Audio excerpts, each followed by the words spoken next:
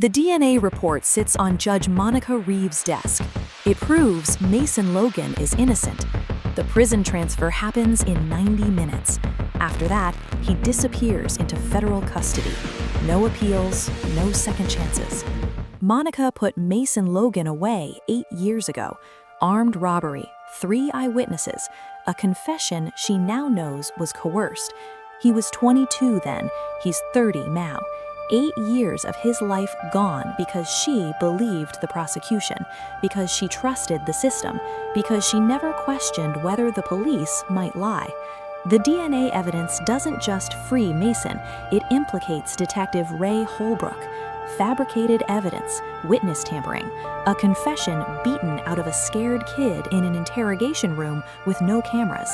Holbrook has 43 other convictions, 43 other cases that might be built on lies. District Attorney William Chen called 15 minutes ago. His voice was calm, too calm. He asked Monica to wait, let the transfer happen, give them time to review the evidence properly, time to manage the optics.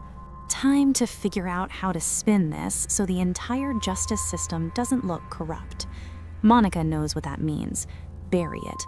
Wait until Mason is in federal custody, where access is restricted, where lawyers take months to file motions, where a young man with no resources and no family can quietly serve out his sentence while they decide whether admitting the truth is worth the cost. The clock on her wall reads 2:47 p.m. The transfer vehicle arrives at 4:15. Monica needs to file an emergency stay. She needs to call the warden. She needs to stop this before Mason Logan gets loaded into a van and driven 6 states away to a Supermax facility where prisoners spend 23 hours a day in isolation. Her clerk knocked 10 minutes ago. The paperwork is ready. All she has to do is sign. All she has to do is act. She hasn't moved. Monica thinks about what happens if she signs that stay. Mason walks free today. The media descends. Every case she ever presided over gets scrutinized, every conviction questioned. Defense attorneys file appeals for dozens of other prisoners. The city erupts. The police union holds press conferences calling her a traitor. The mayor, who appointed her, distances himself. Her career ends. She thinks about what happens if she doesn't sign. Mason serves another decade, maybe 2, for a crime he didn't commit, because she was too afraid to admit she got it wrong, because preserving the system mattered more than one man's freedom. The DNA report has a coffee stain on the corner. She put her mug down without thinking. Such a small thing, such ordinary carelessness. The kind of mistake that doesn't matter, not like the mistake she made 8 years ago when she sentenced an innocent man. Monica stands. She walks to the window. The courthouse overlooks the city. 12 stories down, people move through their lives. They trust that the system works, that judges are fair, that innocent people don't go to prison, that someone is watching, someone is making sure. She presses her palm against the glass. It's cold. Outside, the sky is gray, rain coming. Her reflection stares back at her, 51 years old, 22 years on the bench, a reputation for being tough but fair, a legacy built on never second-guessing, never showing weakness, never admitting doubt. Her phone buzzes, a text from her husband. Chen called me, says you're making a mistake. Says this will destroy us. Please think about Sarah. Sarah, their daughter, 23, law school applications submitted, following in her mother's footsteps, dreaming of becoming a prosecutor, believing in justice the way Monica used to believe, before she learned that justice and the law are not always the same thing. Monica returns to her desk. She picks up the pen. Her hand is steady. She's signed 10,000 documents in her career. Her signature is muscle memory. The pen moves across the page. Emergency stay of transfer. Immediate release pending evidentiary hearing. Judge Monica Reeves. Today's date. She hands it to her clerk. He looks at her. He knows what this means. Everyone knows. He takes the paper and leaves. Monica calls the warden personally. She uses her authority, her position, the power she's about to lose. Mason Logan is released at 3:34 p.m. He walks out of prison wearing donated clothes. No family waiting, no one to pick him up. 8 years stolen, and he leaves alone. The news breaks at 4:17, 2 minutes after the transfer was supposed to happen. By 5, every channel is running the story. Judge admits wrongful conviction.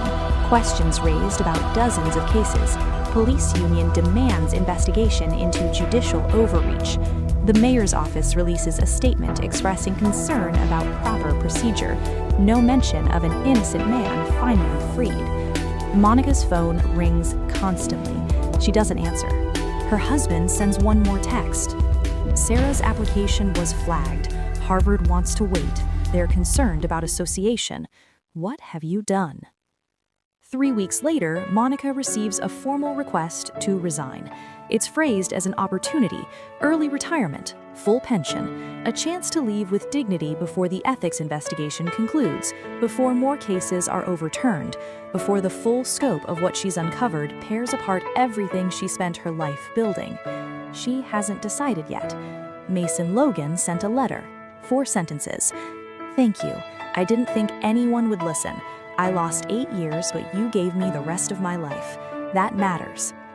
Monica keeps the letter in her desk drawer, next to the DNA report, next to 42 other case files her clerks had been pulling, cases Detective Holbrook worked, cases that might be wrong, people who might be innocent, people she sent away because she believed, because she trusted, because she never imagined the system she served could be so broken. The mayor wants her gone by the end of the month. The police union wants her investigated. Her colleagues avoid her in the halls. Her daughter's applications are withdrawn, one by one. Her husband sleeps in the guest room. The cost of doing the right thing is everything she worked for, everything she built, everything she was. But Mason Logan is free, and Monica knows there are 42 more files on her desk.